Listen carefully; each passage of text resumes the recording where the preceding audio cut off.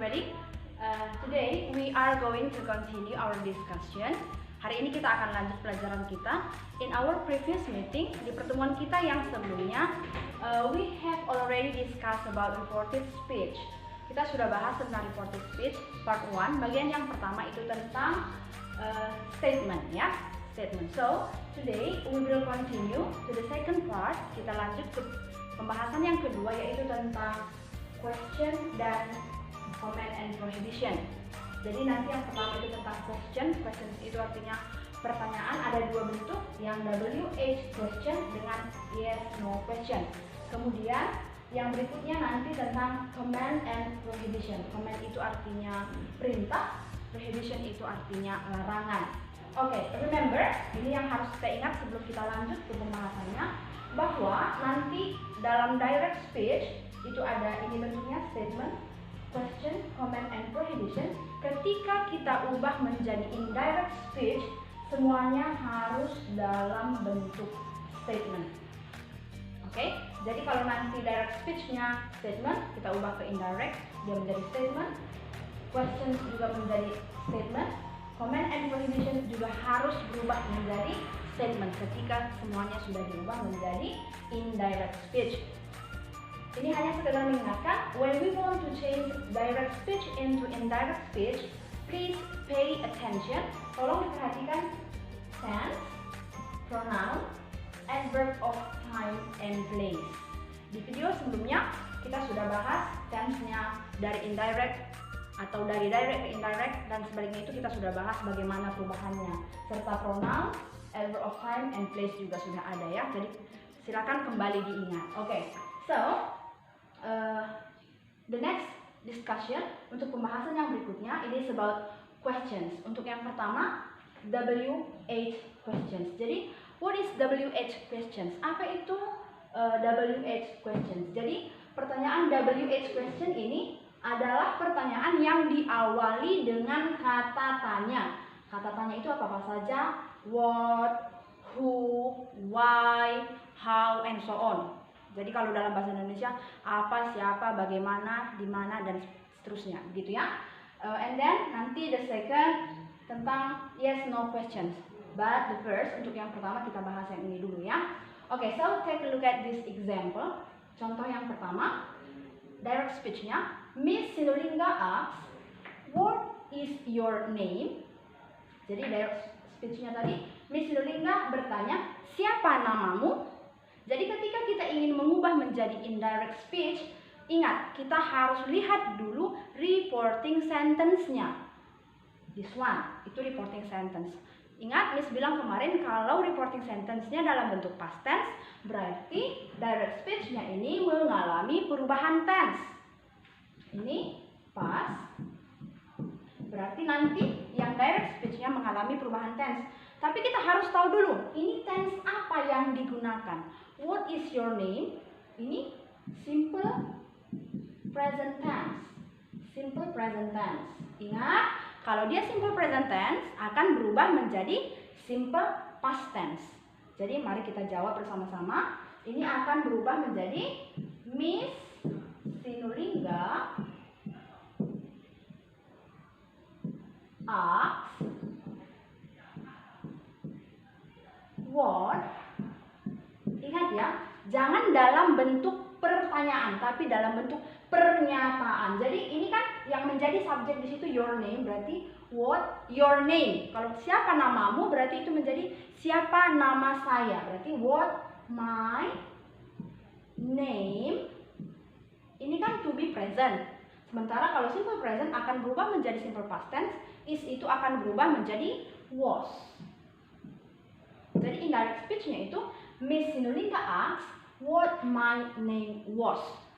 Jadi ingat ya, kalau to be berada di depan subjek itu question, itu pertanyaan. Tetapi kalau ini subjek duluan kemudian diikuti dengan to be, itu sudah dalam bentuk pernyataan. Jadi harus kembali diingat ya. And then the second example, the woman asks, how old are you? Ingat, ini reporting sentence-nya dalam bentuk past tense, berarti nanti direct speech-nya mengalami perubahan tense. Ada to be are, berarti ini simple present. Simple present tense. Berarti nanti ketika kita ubah menjadi indirect, dia akan berubah menjadi simple past tense. Jadi mari kita ubah bersama-sama. The woman asks, how old you, berarti itu menjadi I was. Jangan bingung ya, kenapa ini are, kenapa di sini jadi was. Are ini kan to be-nya you, sementara di sini yang sudah menjadi subjek adalah I, pasangannya was bukan were ya. Jadi the woman asks how old I was. Wanita itu bertanya kepada saya berapa umur saya, begitu ya.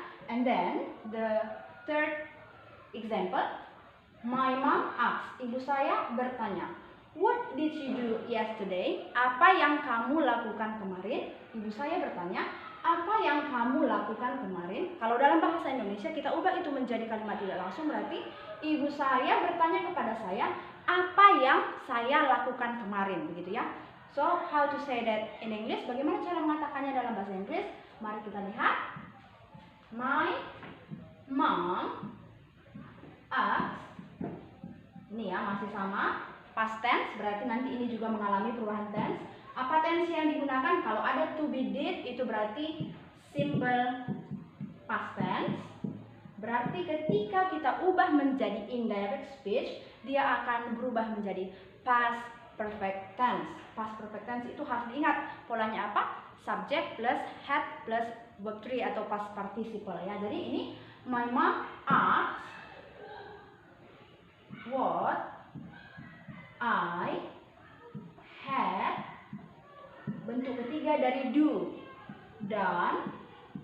Remember yesterday itu adverb of time, jadi harus berubah ya, dari direct ke indirect itu harus ada perubahannya.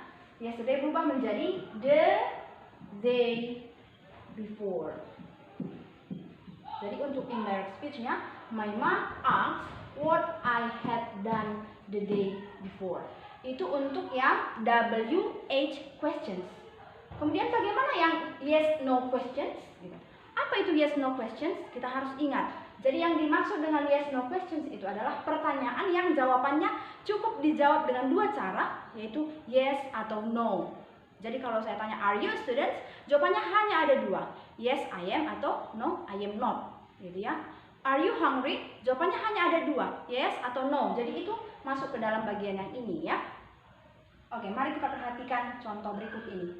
Direct speech-nya, my teacher asks, have you finished your homework? Lihat, ini past tense, berarti ini mengalami perubahan tense. Tense apa yang digunakan? Ini present perfect tense. Present perfect tense, berarti diubah menjadi indirect, dia akan berubah menjadi past perfect tense. Mari kita lihat, ini ada sedikit perbedaan dengan yang WH questions nanti ya. Jadi my teacher asks, ini yang perlu kita tambahkan, if or whether. If or whether ini artinya apakah ya.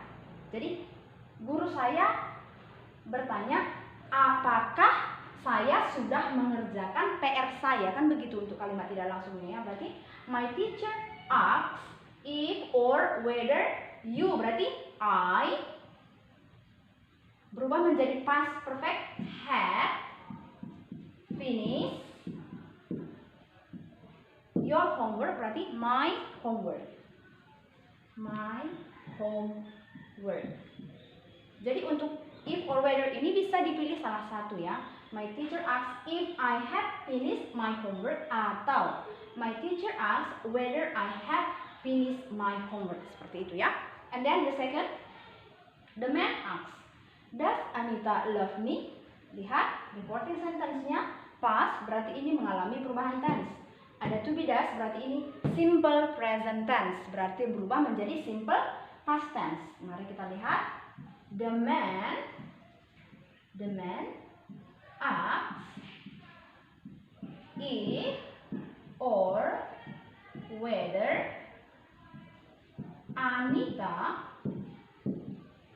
past tense menggunakan kata kerja kedua. Berarti love itu berubah menjadi love me. Me di sini kan laki-laki itu, berarti dia harus berubah menjadi him. Karena posisinya sebagai objek, orang yang dicintai gitu ya. Jadi ini objek, Anita sebagai subjek. Love him. Jangan dibuat me, karena pronoun itu juga ikut berubah ketika kita ubah menjadi indirect speech. And then the last example, untuk bagian yang ini, contoh yang terakhir. The man asks, "Are you a student?" Ini kita ubah. The man asks if or whether you, berarti I was a student. Dari mana was ini datang? Ini kan simple present berubah menjadi simple past tense. Jadi dalam simple past tense I itu menggunakan to be was. Okay. And then the next discussion itu tentang command and prohibition, tentang perintah dan larangan. Actually it is so easy, ini sebenarnya sangat mudah. Saya kasih beberapa contoh ya. Jadi untuk bagian indirect speech ini masuk ke perintah ya. Command, the teacher said go away. Jadi kalau kalimat perintah itu biasanya diawali dengan ini ya, infinitive, kata kerja bentuk pertama.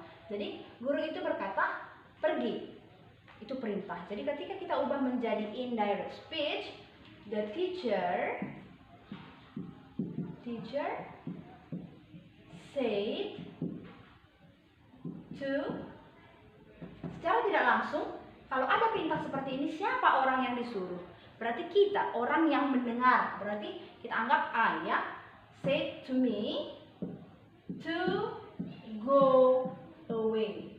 Jadi untuk bagian perintah, kita cukup tambahkan to, kemudian diikuti dengan infinitive. Ini infinitive, berarti sebelum infinitive cukup kita tambahkan to. Contoh yang berikutnya. The secretary said, "Come in." Jadi siapa yang disuruh sekretaris itu masuk?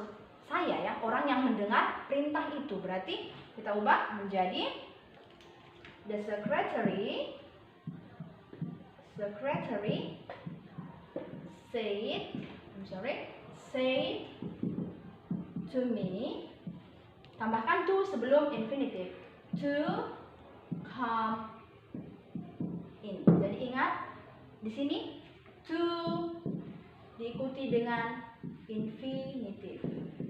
Itu untuk yang perintah ya. Oke, and then ini contoh yang ketiga, ini bagian dari prohibition atau larangan. Larangan itu biasanya ciri-ciri yang menggunakan kata don't, jangan ya. Jadi bagaimana cara mengubahnya? Ini berubah menjadi the teacher said to me. Cukup kita tambahkan dengan not to, diikuti dengan infinitive. Go anywhere.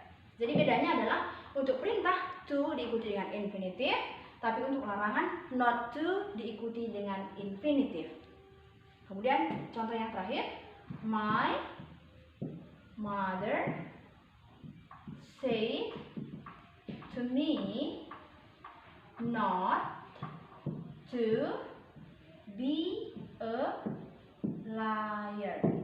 Jadi yang harus kita ingat adalah ini not to plus infinitive, not to plus infinitive.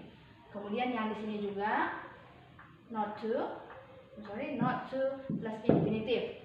Dan untuk yang bagian perintah to plus infinitive, dan ini juga to plus infinitive.